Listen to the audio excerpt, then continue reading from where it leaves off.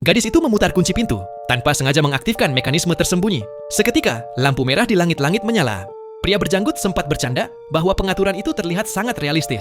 Namun saat pria berjas mengulurkan tangan, ia baru sadar lampu merah itu bukan sekadar dekorasi, melainkan kumparan pemanas yang menyala. Si Pirang tiba-tiba teringat berita di koran.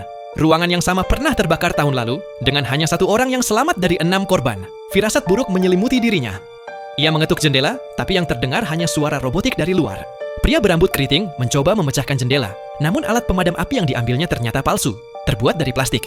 Karena frustrasi, ia melemparkannya ke lantai, tanpa sadar memicu jebakan lain. Pilar-pilar di sekitar mereka mulai memanas, mengeluarkan suara desis yang menakutkan. Semua orang panik, kecuali gadis itu yang tetap tenang dan memperhatikan sekeliling. Di dalam alat pemadam api palsu itu, ia menemukan sebuah kunci. Ketika kunci digunakan untuk membuka jendela, mereka terkejut melihat di baliknya boneka plastik yang memegang mikrofon. Suasana menjadi semakin mencekam. Tiba-tiba, telepon berdering, membuat semua orang tersentak. Pria berjas memberanikan diri menjawabnya, namun yang terdengar hanyalah pesan rekaman yang memerintahkan mereka mengikuti aturan permainan. Ia marah dan menutup telepon itu. Seketika, jebakan lain aktif. Pipa-pipa pemanas di dinding menyala merah, jendela menutup rapat, dan suhu ruangan meningkat tajam. Beberapa kipas di dinding berputar, meniupkan udara panas seperti oven raksasa. Semua orang panik mencari jalan keluar. Si Pirang hampir histeris, namun gadis itu dengan tenang memberinya segelas air. Saat mengambil kembali gelas itu, gadis tersebut memperhatikan tulisan di dinding. Tatakan gelas dapat digunakan secara gratis. Ia menyadari itu mungkin petunjuk. Bergegas ke meja kopi, ia menekan salah satu tatakan, dan perlahan muncul lubang kecil di dinding menyerupai terowongan. Namun saat dilepaskan, lubang itu tertutup kembali. Penemuan itu memberi mereka secercah harapan. Mereka membersihkan meja dan menemukan ada 6 tatakan gelas.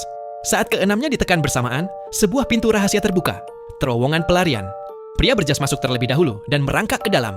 Di ujung terowongan, ia menemukan pintu keluar di atasnya, namun terhalang pagar logam. Ia membutuhkan obeng untuk membukanya. Pria berjanggut memberikan tatakan gelasnya kepada si Pirang dan menyusul masuk untuk membantu. Sementara itu, suhu ruangan terus meningkat. Boneka plastik di dekat jendela mulai meleleh. Tepat ketika semua hampir pingsan, pria berjas berhasil membuka pagar logam tersebut. Ia dan pria berjanggut segera memanjat keluar, disusul oleh gadis Pirang. Namun, masalah baru muncul. Seseorang harus tetap menekan ke-6 tatakan gelas itu. Bagaimana 3 tombol terakhir bisa dijaga? Gadis itu berpikir cepat. Ia menyuruh kedua pria menahan tombol-tombol dengan tangan dan kaki mereka, sementara ia menuangkan air ke dalam gelas. Meski tubuh mereka gemetar karena panas, rencana itu berhasil. Menggunakan gelas berisi air untuk menahan salah satu tombol, gadis itu ikut masuk ke terowongan.